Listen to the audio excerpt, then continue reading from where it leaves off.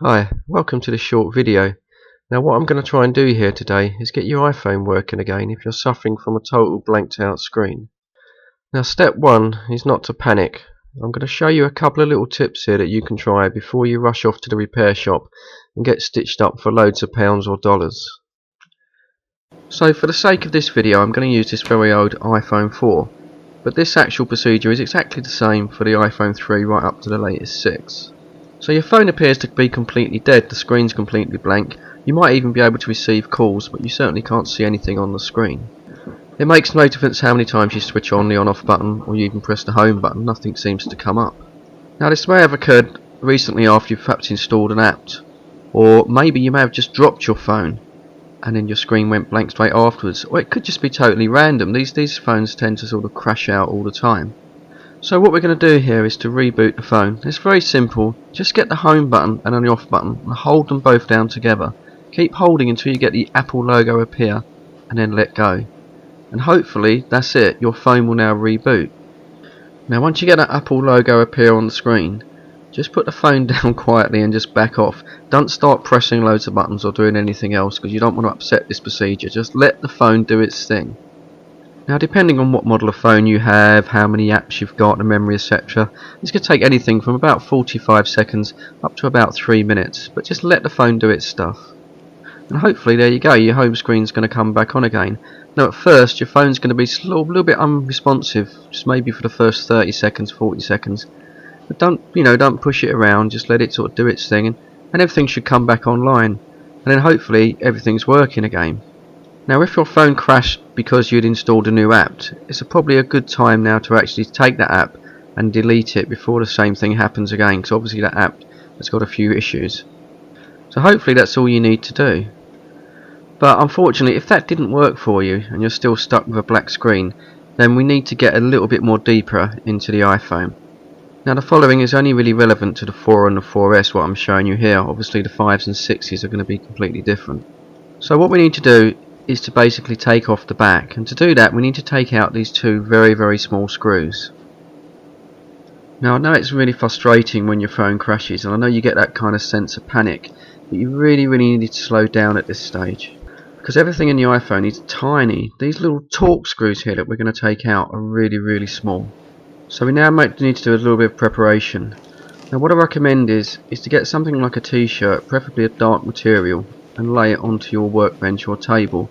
If you actually drop a screw, this will stop it bouncing onto the floor, where it's unlikely you'll ever find it again. Okay, now these little Torx screws are really small. It's unlikely that you've probably got anything at home that is actually small enough to tackle these. Certainly your regular sort of screwdrivers like these, even a very small one, isn't small enough. You might be lucky enough to have one of these kind of spectacle repair kits hanging around, and you might just get away with using one of those little Phillips screwdrivers. But to be honest, what you need is a set of dedicated tools. And you can pick these up maybe at your hardware store, or certainly on eBay, and they're not exactly expensive. In fact, you can buy kits that are unique for actual Apple screws themselves, and these kits are pretty good value, and they're worth having anyway. I found this kit on eBay with everything you're ever going to need. It cost around about £4 or about $6.50. So if you can afford the time, then it's probably best to hang on and get one of these kits. You can even get a complete set of replacement screws for about £1 or a couple of dollars as well. But of course I do understand that you may be under some sort of pressure to actually fix the phone today. So as a last resort, you might actually be able to get away with using fine point on a knife blade. It's not the best tool available, but it might actually sort of get you out of trouble. But just be careful that you don't actually round these screws off. Now if you decide to use this sort of rather crude method, make sure that you put some sort of tape over the edge of the blade here, because the last thing you want to do is go slicing your fingers. Also, it doesn't hurt to have something prepared for when you actually take the screws out. Now these screws are very small, so one of the things I do is just get a little bit of like sealant tape here, and then something to stick it on. Just fold it back on itself and make yourself a little sticky pad. Once you get the screws out, it will stick to the tape, and that way you won't actually lose them. Okay, we're now about as ready as we're ever going to be to take out these screws. So, like anything with these phones, you just want to take your time. Don't kind of strip the threads of these screws. They're not in particularly hard. So with a screwdriver, it should come out sort of fairly easy, but don't force it. I'm quite lucky because my little screwdriver here has got a slightly magnetic sort of tip to it, so it made it a little bit easier. But they're not too bad once you sort of get them out. And as I say, if you use the tape method, you can just sort of like carefully secure them.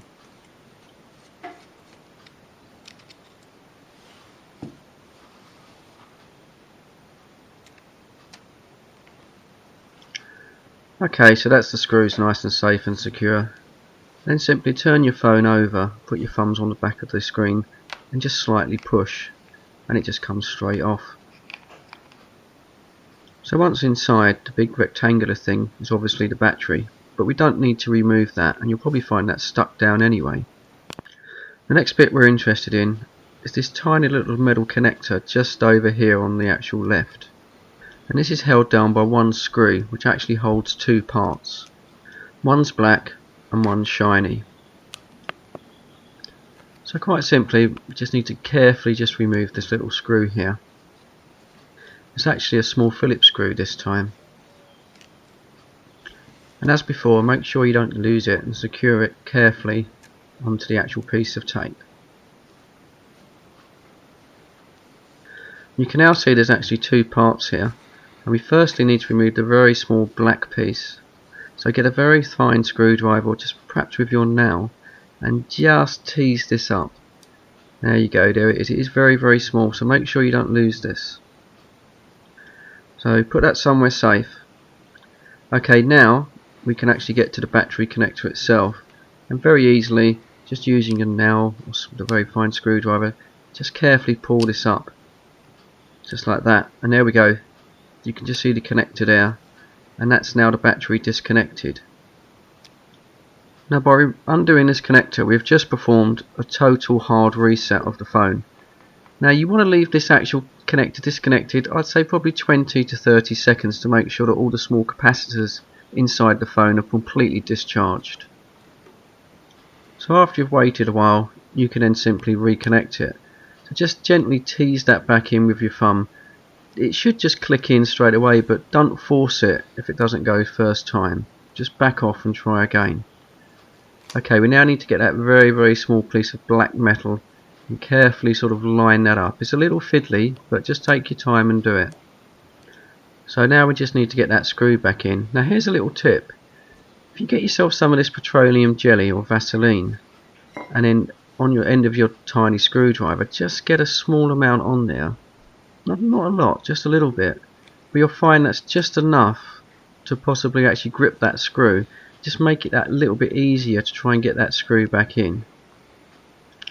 Now obviously with this screw being so small, this is going to be quite fiddly to get this back. The Vaseline should help it actually stick to the screwdriver. But just take your time with this, don't force anything. It might take you one or two attempts to actually get all this to line up again. You'll see here in a second that I didn't get it right first time. There you go, see the screw's gone on me already. But it's all just a question of a little bit of patience here. Now when you actually do get the screw lined up, feel the threads going in. If it goes tight too quickly, don't apply too much pressure. You don't want to cross thread this. And actually when you do it up, these screws are so tight, don't over tighten it, just so it sort of like feels a little bit snug. And there you go, congratulations, you've now just done a hard reset on your phone. There you go. Set wipe off any little excess petroleum jelly, and then turn your phone over, hold down the on off button, and hopefully your phone's going to boot up and that's your problem solved. Now by performing a soft or hard reset, in 9 out of 10 cases will actually cure the problem. Your phone should reboot. But if you're still stuck with the black screen of death, well, I think that's probably about as far as you can actually go here. You might have to actually take your phone to an actual repair shop. However, if your phone black screened after a drop, there's one more thing I might be able to help you with. Now following a shock to the phone from being dropped, it's possible that you may have dislodged one of these two actual flat flex connectors that connect the screen onto the motherboard on your phone.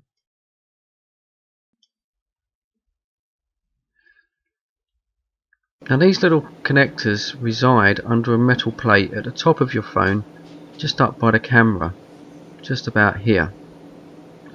Now what you need to do here is you need to place your phone down onto a smooth surface, flat surface, and then just take your finger and just lightly apply a little pressure just around this area. And what you're listening or feeling for is a kind of a click, a connect, which is just to let you know that these sockets have actually now reconnected. And then after that, just try then to reboot your phone, and hopefully you'll see the Apple logo. Now if that didn't work, well, it's probably worth just maybe removing this plate at the top here and having a close look at those connectors. They might still actually be dislodged. So we are going to have to get a little bit more into the phone now. Now this metal shielding plate is held on with 5 very, very small screws, and they're actually all different lengths. So when we actually to put them back, we've got to get them the right way round. So what I tend to do is just to draw a small template like this, just to make sure that I do not actually mess these screws up. If your memory is better than mine, then you may feel confident to use your sticky tape again. But they must go back in the correct order. Okay, so once again, we're just going to take our time here and very, very slowly remove these screws. You really are going to need a micro screwdriver for this though. I wouldn't want to take this on with an actual blade. So we'll start with this one. And once again, these screws, they're very easy. They come out very, very easy. And I just carefully just put them down on my template here, just to make sure that each screw goes back in the correct order. So there we go. So once you've got all the screws out, you just need to very, very carefully tease open this actual metal screening plate. It should just literally fall off. Carefully just lift that up. Just take your time here. Now with my phone, I did find that one of the screws here, that one there, that didn't actually come out. That just sort of seemed to sort of stay in there by itself. But it's not really a problem, so we'll just put that down there for now. Okay, now we can sort of see in a bit more detail. So these two sort of shiny rectangular parts here, this is actually the connectors on the flat flex for the front of your screen. So these are the bits that may be dislodged, slightly misaligned. So just get your finger here, you know, and just slightly, just gently push these down, just give them a little push, and hopefully you'll feel those just sort of click into place. I'll just open mine up and take mine out here just to sort of show you what they look like, and hopefully yours will just basically click back. There we go, that's it. As I just sort of kind of like ease these back, just a sort of very, very small click. You might just be able to hear that, you might not.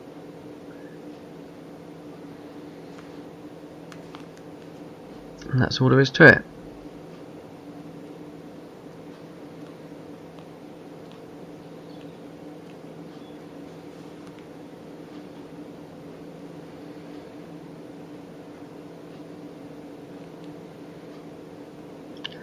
So, as I mentioned before, make sure you get these screws back in the correct order because they are different lengths.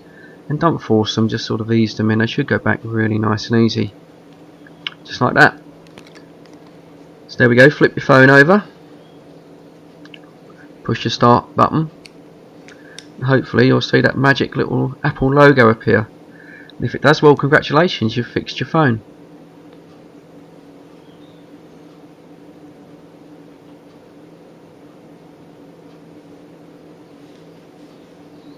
So all you need to do now is just put the back on, just lining up sort of carefully, leave it a little proud at the top, and then just slide it back.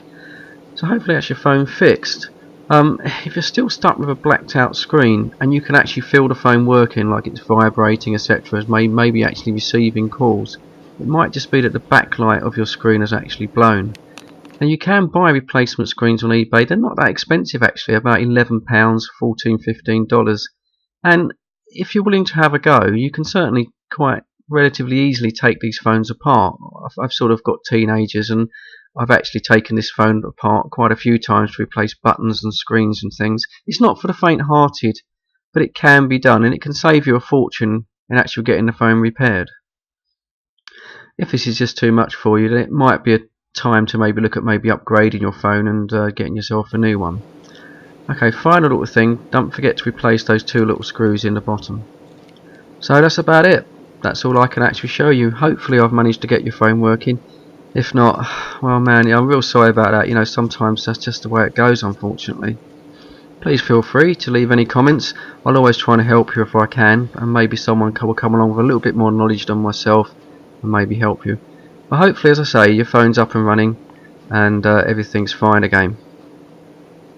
So that's about it. I'd just like to say thanks for watching, thanks for sticking with the video. Please come back and watch again soon. Thank you and goodbye.